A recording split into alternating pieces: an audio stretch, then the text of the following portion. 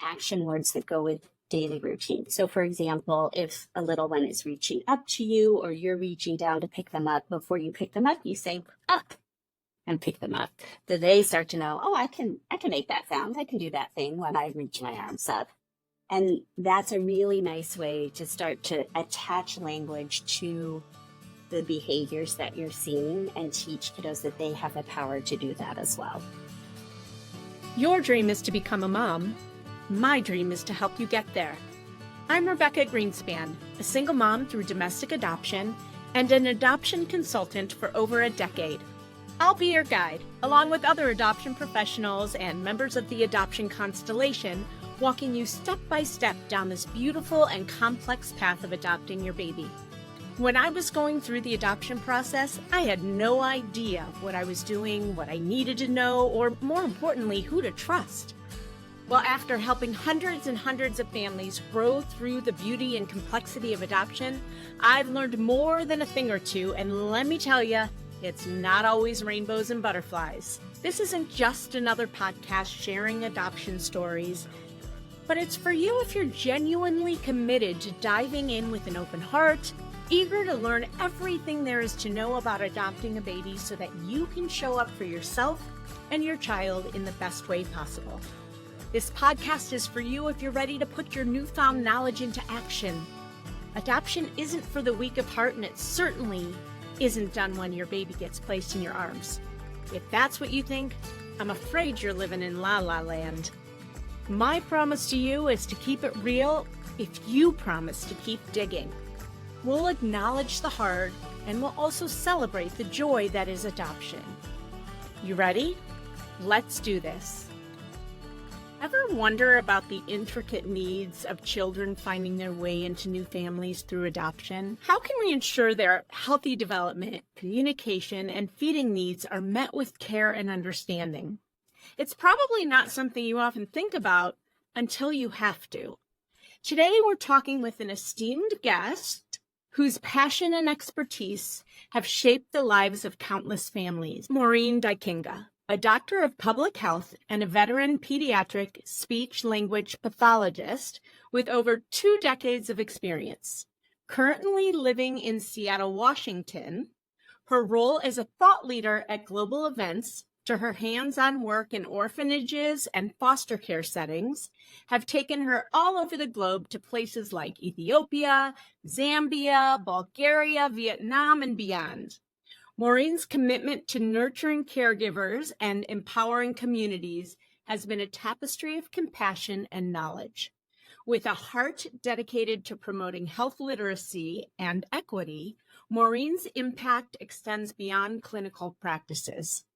As CEO and founder of Exalt Implementation Institute, she leads a charge for transformative change, aligning research with real-world solutions to uplift the well-being of infants, children, and individuals with special healthcare needs. I think we're in for a fascinating conversation today. Welcome to the Adoption Roadmap podcast, Maureen. That was all a big mouthful. Let's jump right in with my first question, and I'd love to start maybe by having you share a favorite story you have about your work. You've certainly led a fascinating life with all your world travels and the work that you're so fortunate to do. So much for having me today. I'm delighted to be here and to speak with you. I have so many wonderful stories to share, but I thought maybe one of the most meaningful ones for this audience would be talking a little bit about how I came to work with children who have been adopted or who are going to be adopted. And my work started as a speech pathologist, working with little ones and their caregivers. And I started to notice that some of the children that had eating difficulties came from orphanage settings, and they were challenged by feeding in very unique ways. And so through my work in my private practice, I moved on to work with a nonprofit who was really interested in building feeding programs and training caregivers across the globe to see if we could prevent some of those feeding difficulties for kiddos, either in their lifespan or prior to adoption, so that we could make that a little bit easier. And so that's really how I started working with with little ones who had been adopted and supporting their families. And since then, I've just tried to have greater and greater impact by not only providing education and advocacy, but really looking at the systems of support that we have and seeing where we can improve those. Yeah, definitely. I mean, there's a lot of improvement that needs to happen, I'm sure, and we'll get into that in a minute. But you talked a little bit about feeding issues. What are some of those feeding issues and challenges, and how early do they manifest? Like, what should we be looking for as parents?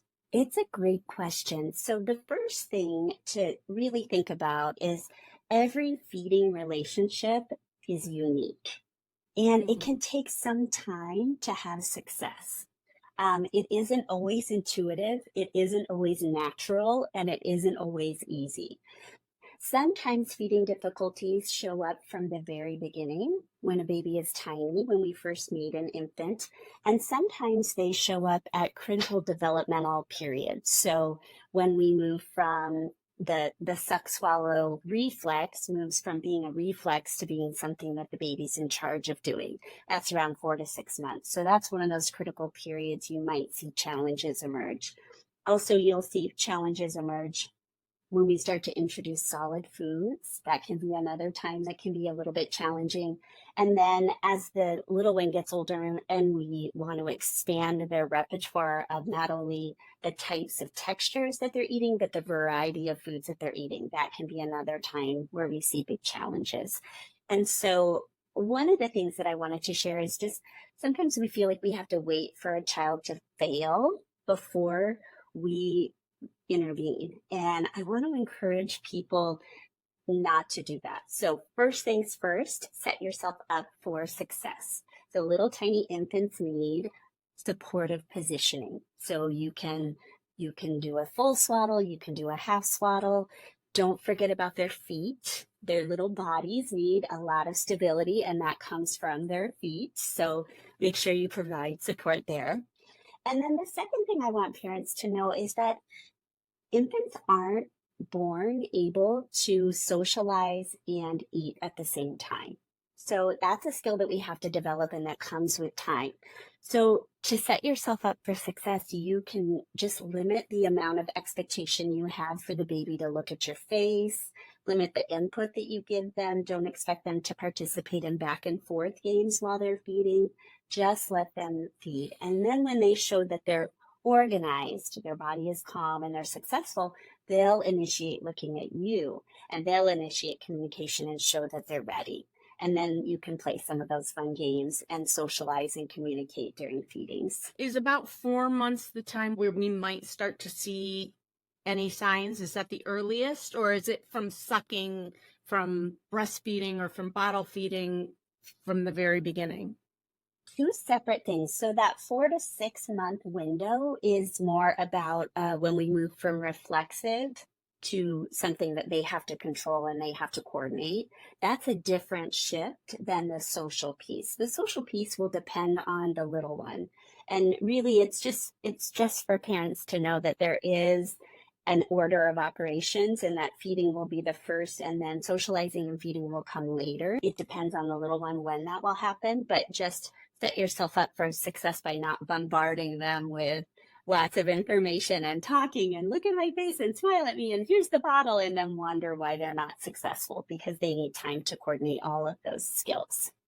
What about the whole, look at the airplane, here it comes? Well, luckily, we don't introduce the airplane until they're eating solid. Okay. So that happens a little bit later. And so that can definitely be successful for some kiddos. Okay.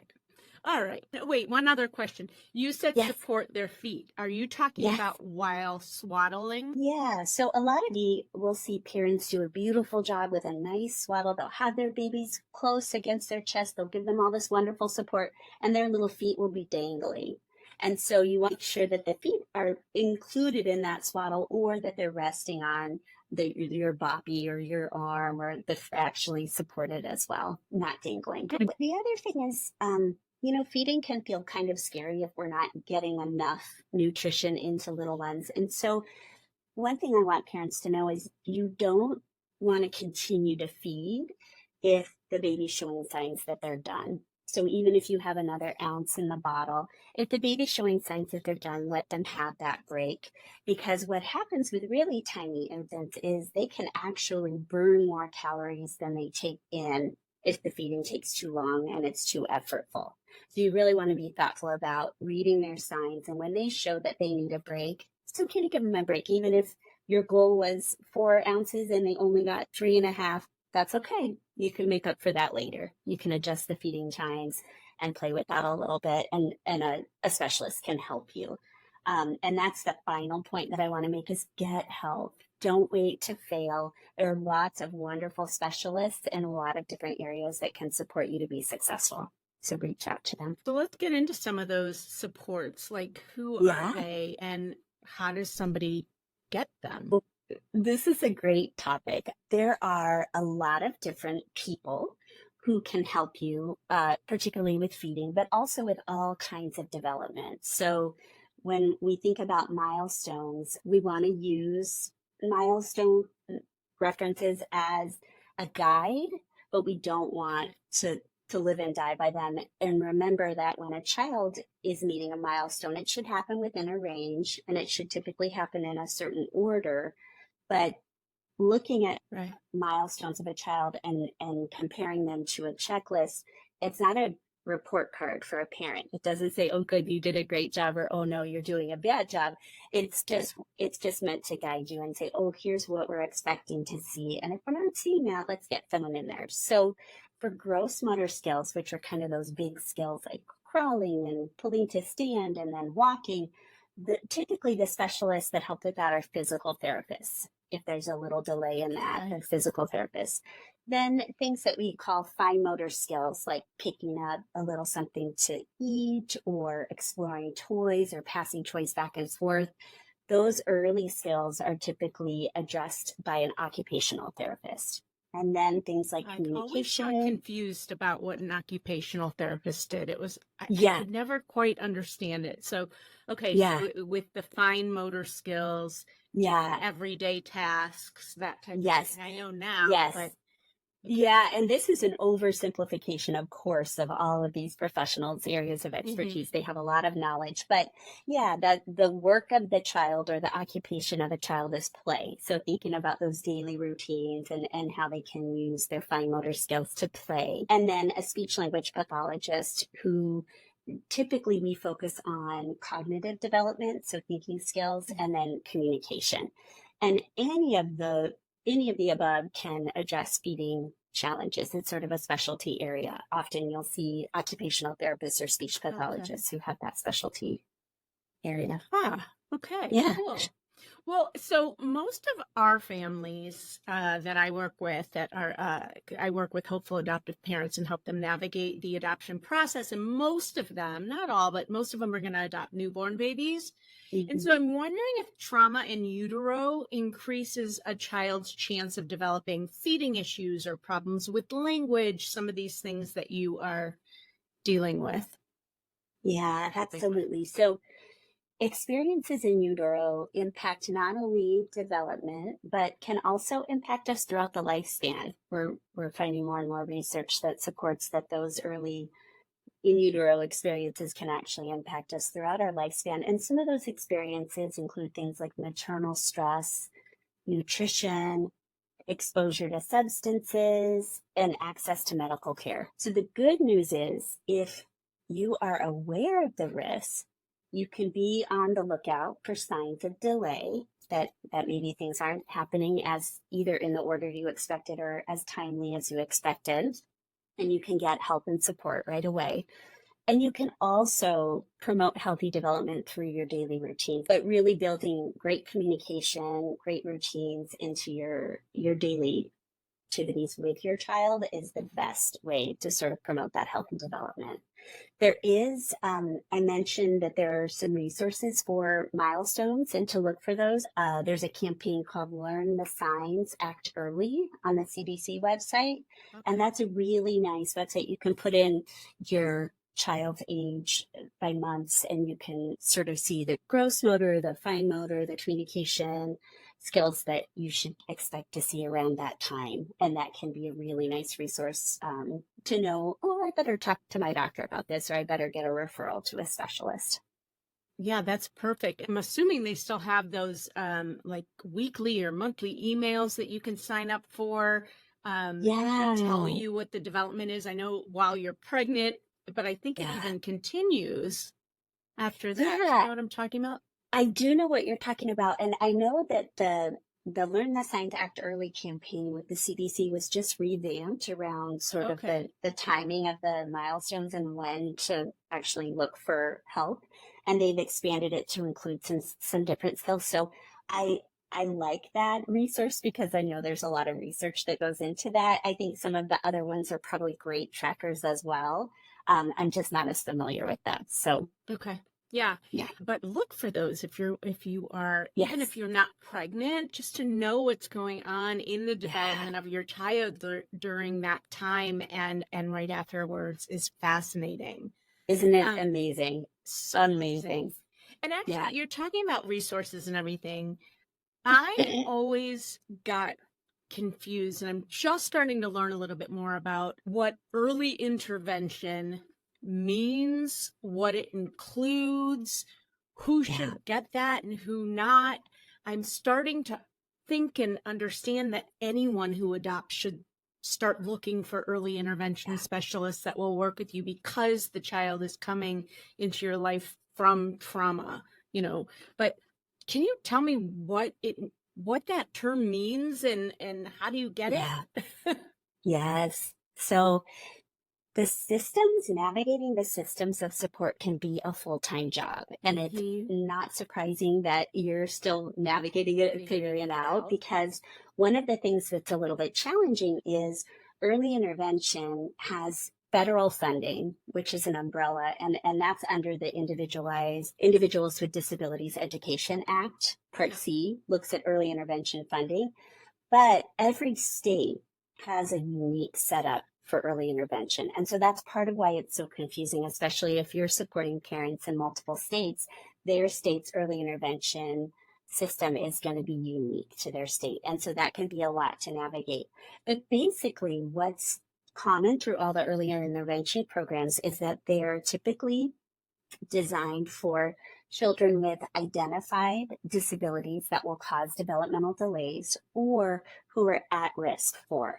And so, as you said, any parent who's adopted an infant or a child, they're potentially at risk for developmental disabilities. And the idea is that if you have this support, which is early intervention, we can prevent some of those delays from happening, and we can sort of get in before we see the problems occur.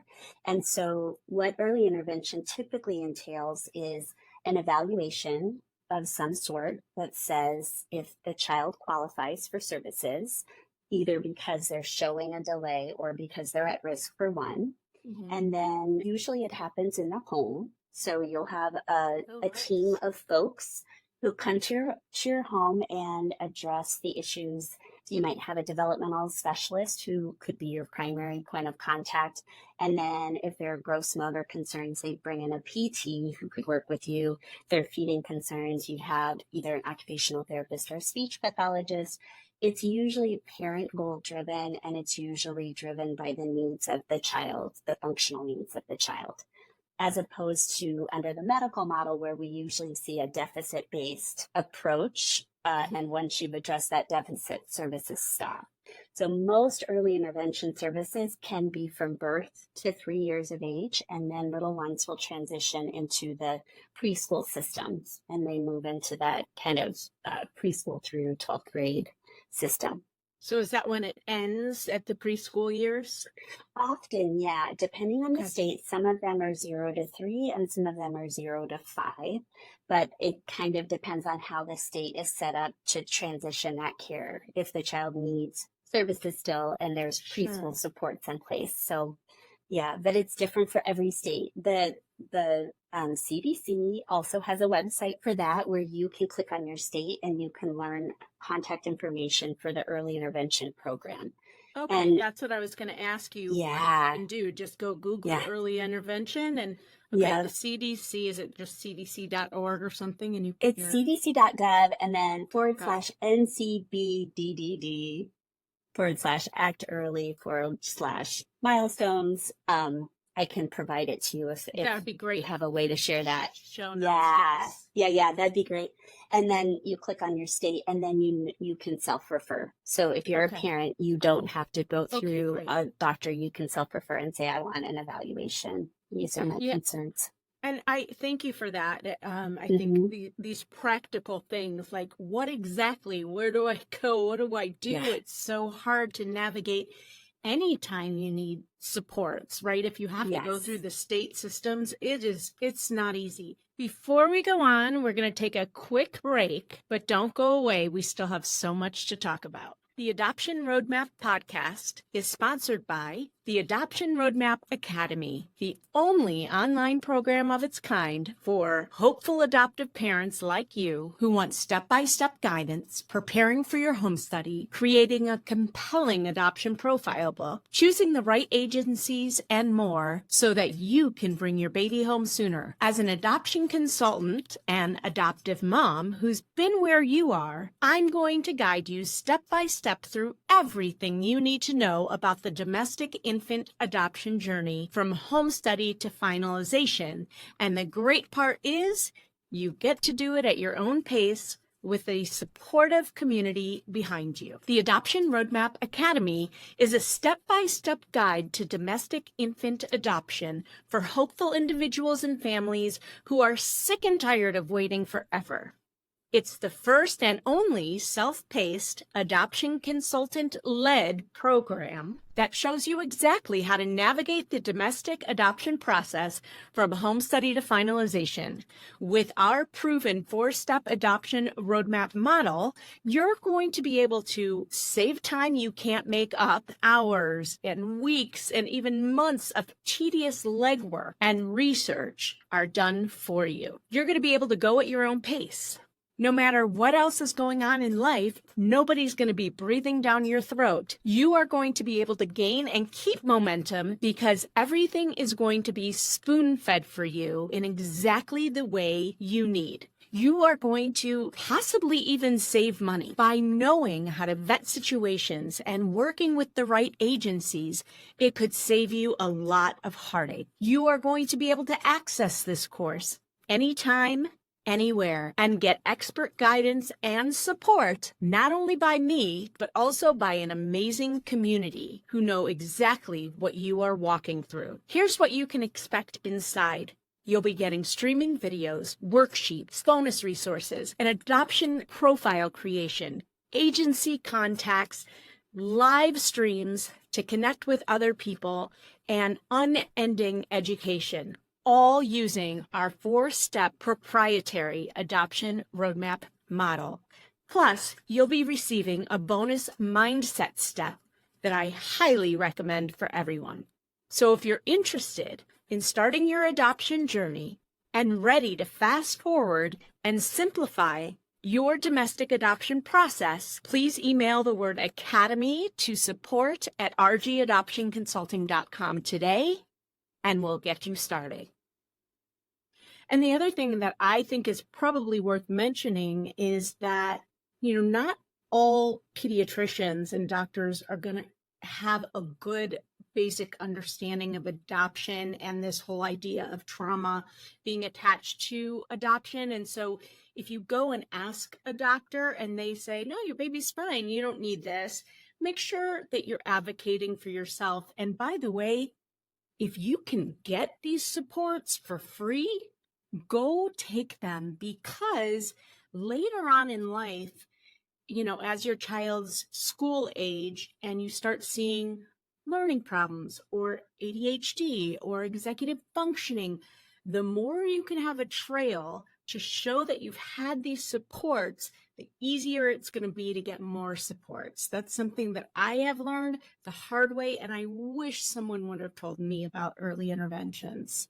Yeah, you're exactly right. The purpose of early intervention is also to work with the parent to support all of those skills, not just the skills with your child, but your own advocacy skills, and to help kind of understand the systems and what happens if my services end at 3, what happens next? Okay, now I'm navigating educational systems. And then, for some families, they might feel like, well, I can afford to do this privately. But what you might find is that there aren't systems in place. Even if you have the money, it's really hard to set that up for yourself privately. So Right. it's almost inevitable, even though early intervention isn't determined by income, it's not an income-driven process to qualify for services. You will inevitably be a part of it if your child is showing signs that they need some extra support. So it's good to know how to navigate those systems for sure.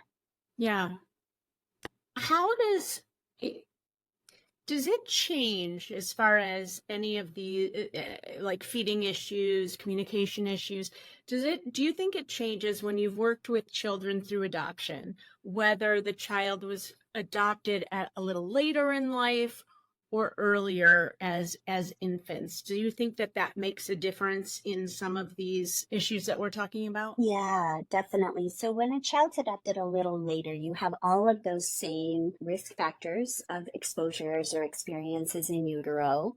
And then you have them combined with lived experiences in whatever setting they were living in before that, or after birth. And so you definitely see a change. You can definitely see some challenges. Like, for example, I remember I had a little one who I evaluated in kind of a shelter situation. Okay. And she qualified for services because she wasn't communicating at all, because she had been in a situation for the first year of her life where if she asked for something, there wasn't a responsive caregiver giving it to her. So she stopped crying, she stopped communicating, she stopped verbalizing. And so it was nice because we could work quickly to develop those skills when she had an adult communication partner that was responsive. But her pathway to delay was a little different. It was more influenced by the environment that she was in. And so when you have children that you adopt a little bit older, there's positive and negative experiences that they've had that you want to just be thoughtful about and help support them and understand them as best as you can. And sometimes you don't know. That's really interesting that when they're not getting what they need, when they're trying to communicate it, they stop communicating. And I never thought about that. Like if you are bringing a child in who has done that, and you're now bringing them into your life, who's more, and you want to give this child everything they need, and you just assume that, oh, when they're tired, they'll cry. When they're hungry, they'll cry. When they need their diaper changed, they'll cry. But then what if they don't? Like, you have to know that they might not, and you need to be you need to be checking. And that never even dawned on me. That's interesting. And in some ways, you might see, from a behavior perspective, you might see, oh, things are getting worse, not better. Because once they learn, I can control my environment. When I cry, I can control my adult people will respond to me. You might see a little bit more of those behaviors. And you might think, uh-oh, we're going in the wrong direction. This little one's really struggling. But it's actually a good sign they're learning what happens and their impact on the world when they communicate. You mentioned some of the developmental milestones that we should be paying attention to. Is there anything else that we missed that are like clear things for parents to look for, and then any strategies you can share for promoting communication and bonding? Yeah. So the primary milestones, again, are typically those gross motor movements, so those big body movements, those fine motor kinds of things, and then communication. And so great communication starts with being a good adult communication partner. That is the one thing that we can do first and foremost to really help little ones be successful. And so that means responding to your infant or your child's communication, even when it's not words. So if it's a gesture, if it's a look, if it's an if it's a grunt, if it's a cry, we can assign meaning to those things, and we can teach them their words that go with them, and we can start building their vocabulary and their communication skills just by recognizing they're communicating something even in this nonverbal way. And so another thing you can do that's really helpful for early communication is during play or during daily routines, use simple single words or short phrases and pair them with the play or the routine or the activity. So we typically start with the words that are most important to the child. So it takes a lot of thought on our part to think, what do they care about, right? What do they want? What are they interested in? And so we might start with family members, pets, can be those family members, labels of favorite foods, favorite toys, and action words that go with daily routine. So for example, if a little one is reaching up to you or you're reaching down to pick them up, before you pick them up, you say up and pick them up. So they start to know, oh, I can make that sound. I can do that thing when I reach my arms up.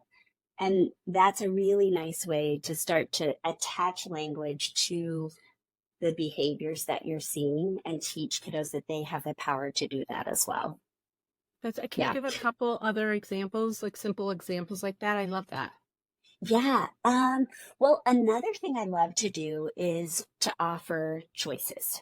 Okay, so if you, first of all, make sure the choices are both okay with you, because you never know what someone's going to pick. But if you're getting dressed in the morning, do you want the yellow or the blue? Do you want the shirt or the dress? You know, whatever it is, you can give those choices and then let them have the autonomy and the communication to be able to point to it, gesture towards it, make a sound, try to imitate the word if they're at that level. These are really nice early language strategies that help kiddos.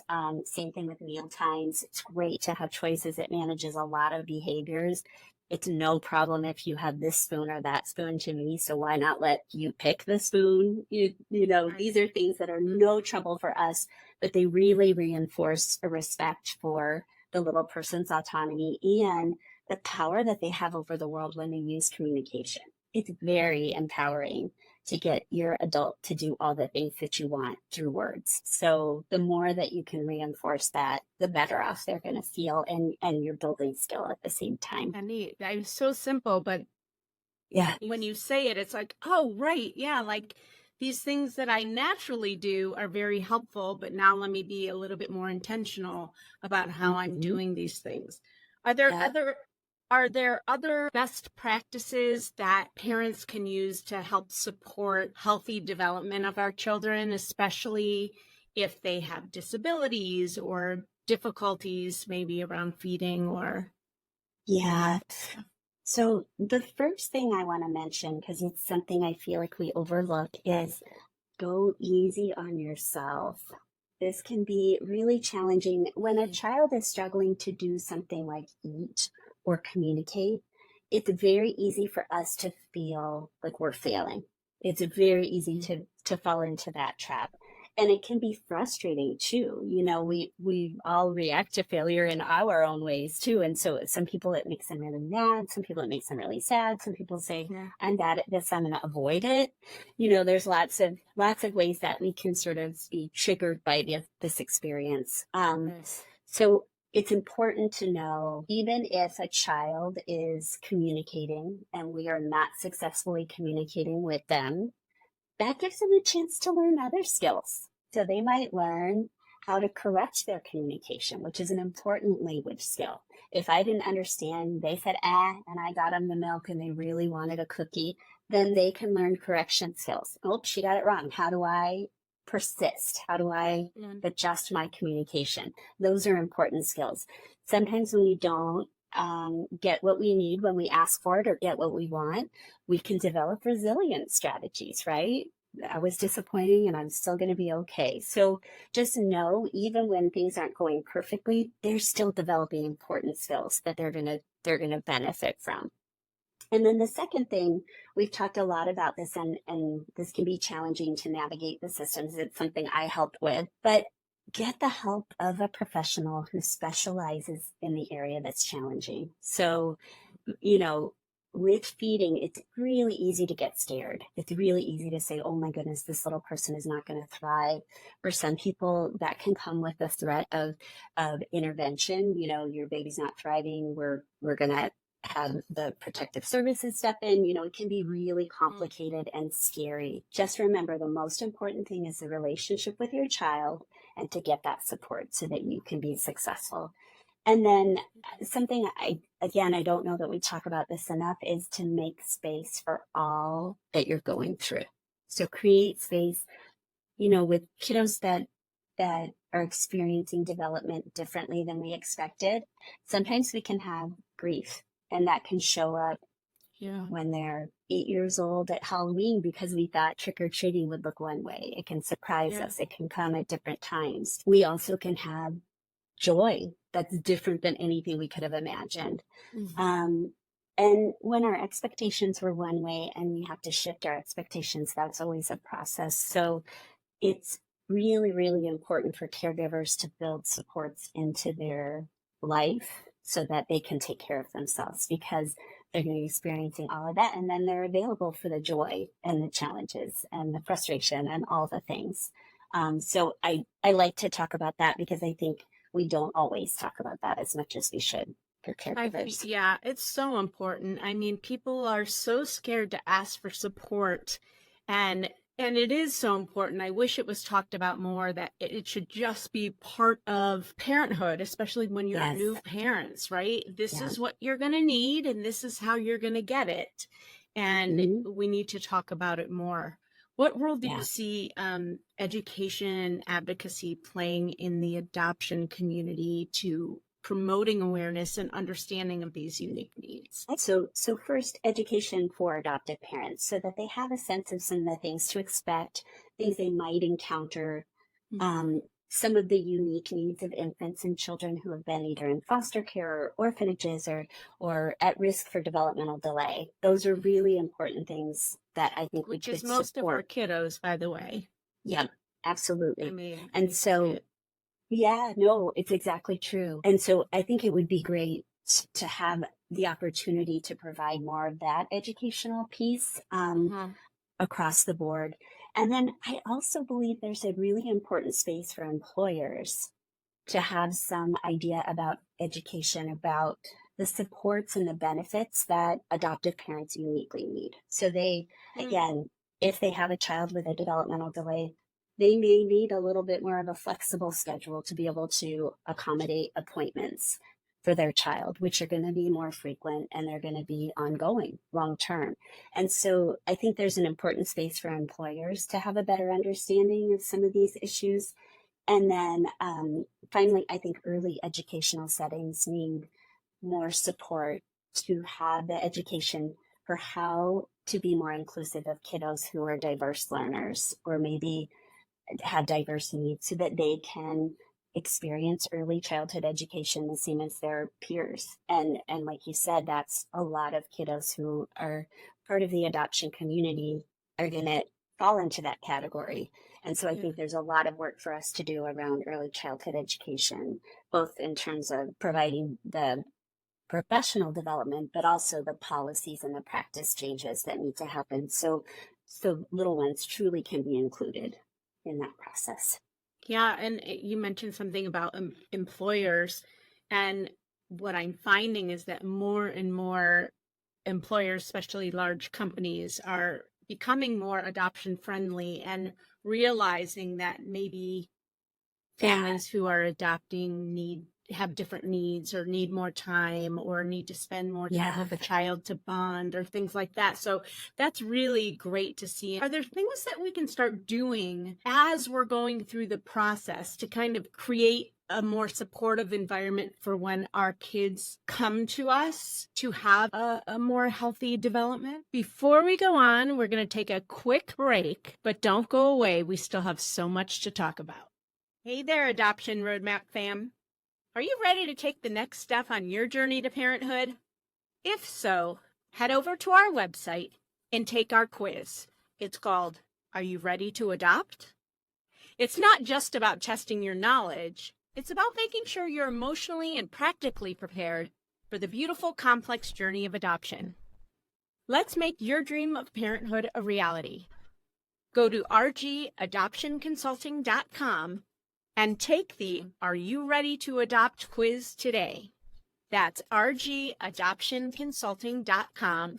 The quiz is free, and it will let you know where you are in the process and if you're ready to jump into your adoption journey to have a more healthy development. Absolutely. So the first is that understanding and becoming familiar with developmental milestones, but don't allow them to take over your life, right? So remember, they are a guide. They are meant to help you to sort of know what is expected, what order it's expected, and a range of time, but it's not a report card on your parenting. So don't let it take over, but definitely familiarize yourself with those important milestones. Neither is your children's behavior. Yeah. FYI, a report card on your parenting.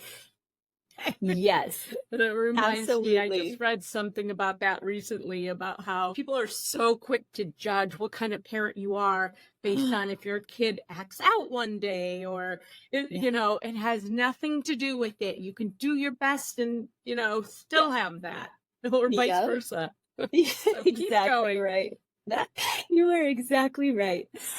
And then set yourself up for success. So try to build those good communication strategies into your daily routines. Have daily routines. Yes. Create as much structure and predictability as you can.